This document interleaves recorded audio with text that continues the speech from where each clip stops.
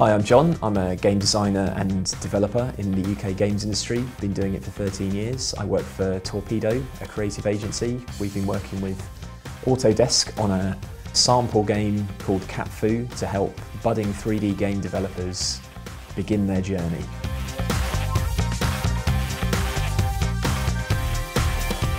So once you've got the first 80% of your game complete, then it's time to move on to the next 80% of the work. This is the testing and optimization phase. Now this is mega important because you want your game to meet all the required standards and you don't want it to be full of bugs. Now in a professional game studio, you'd almost certainly have a full quality assurance team to take care of most of this work for you, but as you're an indie developer, you're going to have to take care of it all yourself. So in short, you're going to need to play the game over and over again and fix things until it's good. You could probably get your friends to help you play and test it. So the first key step is to find the actual bugs.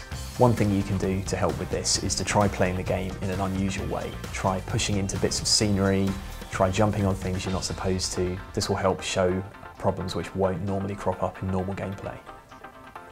Make sure you're keeping notes as you're playing through on every bug you find, because you'll find quite a lot and it's going to be impossible to remember everything.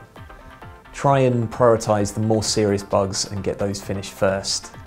In order to help you with this, there's a lot of off-the-shelf bug tracking applications available, and this is especially useful if you've got more than one person working on testing at the same time.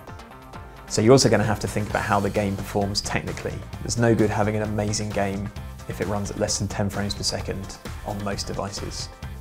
Optimizing for performance is a very technical process and we can't get into too much detail here in this video, but you can look at using techniques such as LODing, which means level of detail. This is where you switch art assets for simplified versions the further away they are in the distance. Also, you can use profiling, which is where you use a tool called a profiler to examine the code to see which areas are taking the most runtime, and then you can target those areas for optimization. You can also try simplifying your collision geometry, and in general, just making sure you don't have too much happening at once. For example, too many enemies on screen, too many pathfinding calculations going on, and too many collisions happening at the same time.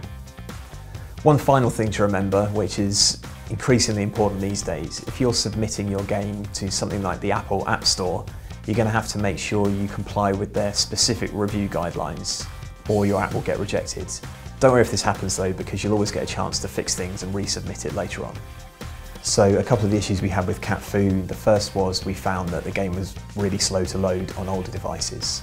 We managed to fix it by ensuring that only the assets that were absolutely required were loaded. We also managed to lower the quality settings for devices with lower performance.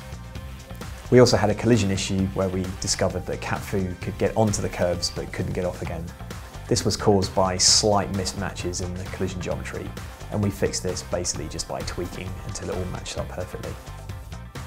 So one thing to think about while testing is that you, as the developer, will be playing the game as it's supposed to be played. In order to help you get a fresh pair of eyes, try getting some people who weren't involved with the development to play. Remember that fixing bugs in one part of your code can easily introduce problems in others. It's important to retest every time you change code. At this stage of development, you only want to be concentrating on fixing and optimizing. Try and resist the temptation to introduce new features at this point. This is known as feature creep and has been the bane of many game schedules and the cause of many pizza-fueled late-night overtime sessions.